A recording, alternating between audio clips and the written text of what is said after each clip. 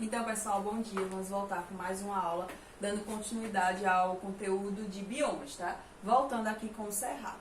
O cerrado ele é um bioma bem específico, ele tem árvores relativamente pequenas e muita pastagem, né? A característica de suas árvores é que elas têm troncos retorcidos, né?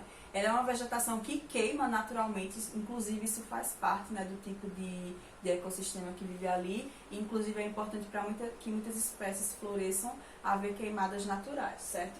Eu coloquei aqui algumas características dele. O clima é relativamente quente, inclusive às vezes muito parecido com o do Nordeste. O solo é pobre em determinados minerais, mas é muito bom para alguns tipos de plantação. Ele tem uma grande variedade de invertebrados, muitos insetos, tá? É uma área muito rica para estudo de insetos, principalmente espécies variadas de cupins e formigas, devido ao tipo de vegetação que há lá. E tem as árvores, né, como eu já falei, que tem uma tendência de ter os troncos retorcidos, mas são muito bonitos. A árvore símbolo do cerrado é o ipê, né? Temos ipê roxo, amarelo, branco, rosa, de várias cores, a depender do tipo de solo e também do tipo de espécie, né? Agora temos o bioma muito importante, né, o nosso bioma, bem característico da região Nordeste, que hoje ele nem pode ser mais classificado como bioma. Lembra que eu falei que para um lugar ser classificado como bioma, um ecossistema ser classificado como bioma, ele tem que se repetir em alguns lugares do mundo. E isso acontece com praticamente todos os biomas, mas não acontece com a caatinga, certo? Ela é um ecossistema específico do Nordeste brasileiro. Tem algo parecido nos Estados Unidos, lá no Texas, e tem algo parecido nas savanas africanas, mas não são iguais, nem em variedade de animal, nem em variedade de plantas. Por isso que a gente deveria chamar a caatinga de domínio fitogeográfico, que seria o termo correto, mas ela ainda está classificada nos livros didáticos como bioma. Mas lembrem que ela é muito mais do que isso por ser específica, né? Ela é o único bioma exclusivamente brasileiro, está localizado na faixa subequatorial entre a floresta amazônica e a floresta atlântica, e corresponde quase 10% do território brasileiro. É um bioma que sofre muito com desmatamento e não é preservado. As pessoas não valorizam o bioma da caatinga e as matas de caatinga estão praticamente extintas atualmente, né? Ela abrange estados como Ceará, Rio Grande do Norte, Paraíba, Pernambuco, Sergipe, Alagoas, Bahia no sul e no leste do Piauí e ainda o norte de Minas Gerais, que na verdade nem está no Nordeste, né? Está já no Sudeste. Então ele é um bioma que compreende aí mais de uma região, né? O clima é semiárido, que varia entre 27 e 39 graus centígrados. Claro que aqui em Arapiraca eu tenho certeza que já passou disso, né? De 45, eu acredito. Baixos índices pluviométricos, ou seja, chove bem pouquinho aqui e todo mundo conhece isso. As espécies arbóreas e arbustivas apresentam folhas pequenas e espinhos. Elas têm um porte médio, né? A gente chama de porte arbustivo até, porque muitas delas alcançam no máximo 7 metros. Então são árvores pequenas, têm troncos retorcidos, as folhas são muito pequenas para economizar água, ou as vegetações podem desenvolver espinhos, como são os casos do mandacaru e de vários outros tipos de cactáceas que a gente tem aqui, tudo para economizar água.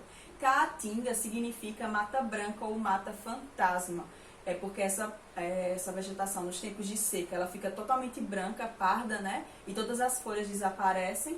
E quando chove, em 2 dias você olha e todas as folhas surgiram de uma vez só. É lindo de ver a caatinga com qualquer gota de chuva florescer muito rápido, né? Algumas espécies são nativas. A gente tem, por exemplo, a barriguda, a amburana, a aroeira e o próprio umbu, que eu acredito que seja conhecido da maioria de vocês. Aqui a gente tem algumas fotos, né, de mandacarus, de árvores bem comuns que a gente consegue ver inclusive em Arapiraca. Arapiraca tem uma vegetação de transição, né? A gente tem parte de Mata Atlântica e parte de caatinga. Em seguida temos um tipo de vegetação que a gente nem comenta tanto, porque não faz parte da nossa realidade, são os pampas ou campos sulinos, né, muito nórdico. Já é influenciado por um clima bem diferente desse clima que a gente vive aqui. Lá o sul é muito frio, então a vegetação é totalmente diferente. E obviamente os animais também.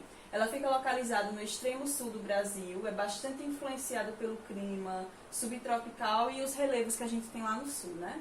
É bem frio o clima e bem seco, e isso interfere diretamente no formato dos animais e no formato das plantas que crescem lá.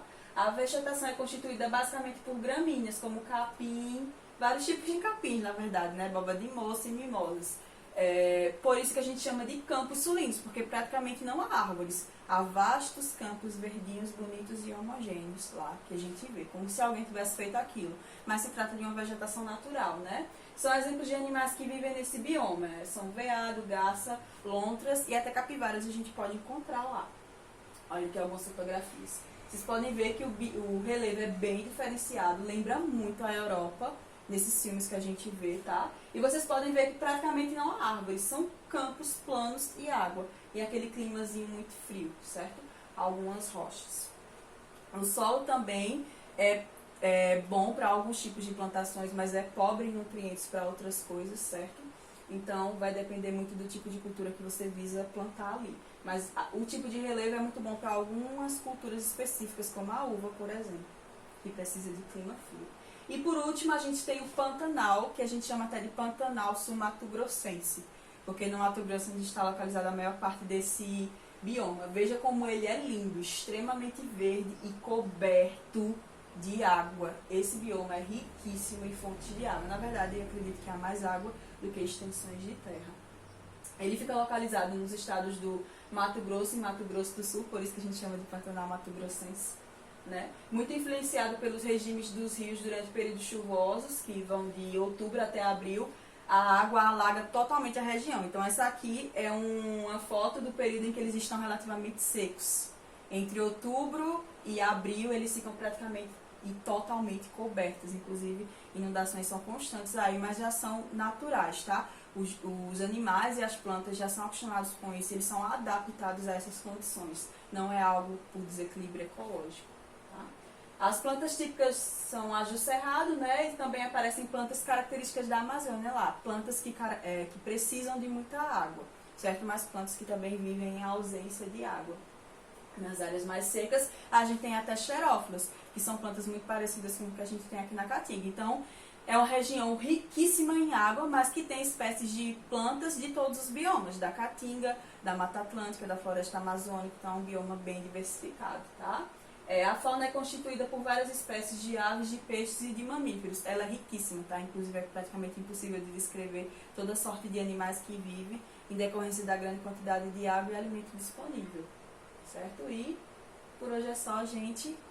A atividade eu vou estar mandando para vocês e até mais.